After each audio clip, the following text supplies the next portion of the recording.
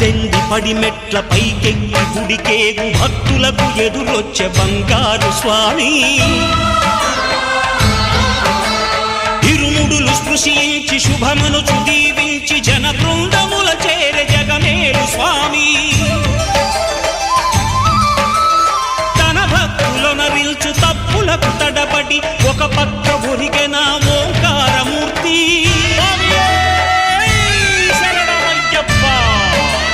స్వాములందరూ తనకు సాయము కాగా ధీమంతుడై లేచే ఆ కన్య స్వామి పట్టబంధము వీడి భక్తతతికై